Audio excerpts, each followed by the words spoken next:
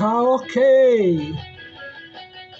Orang selalu kata malam Jumaat malam karaoke. Padahal sekarang mana ada orang karaoke Jumaat. Sekarang zaman sekarang karaoke di media sosial pun boleh.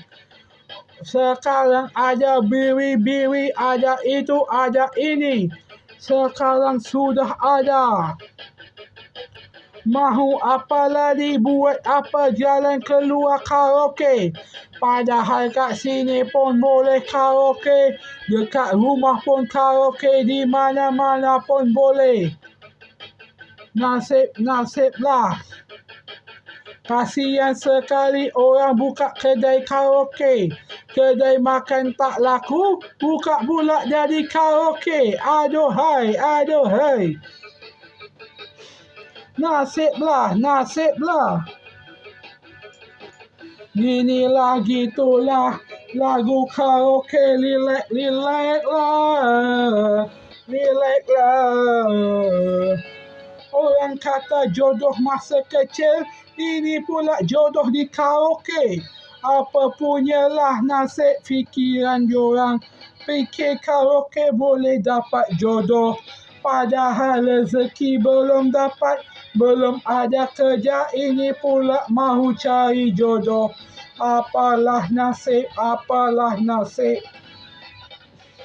Belum makan cukup tentu belum beli makan tak cukup. Masih baik ada papak-papak ingatkan, makan tak cukup, minum tak cukup. Ini pula nak ngorek anak dara orang. Ku fikir ada benar juga kata papak orang itu. Lebih baik cari kerja daripada cari perempuan yang tak jelas mana tah lagi. Isteri yang tepat, isteri yang betul, isteri yang mana ku tak tahulah. Harap-harap dapat isteri yang tepat, malah isteri yang salah pula yang dapat. Nasiblah, nasiblah. Terima sajalah, tunggu saja cerai atau cerai sendiri. Kalau selingkuh baru cerai. Nasiblah, nasiblah. Itulah nasib. Nak cari kerja, bukan cari kerja, malah cari karaokean. Aduhai, aduhai. Biar sajalah rezeki tak ke mana. Semoga biar rezeki itu gancar, supaya tempat itu tutup. Aminlah, aminlah. Untung ada orang kaya bayar untuk tutup. Itulah kalau ada orang kaya.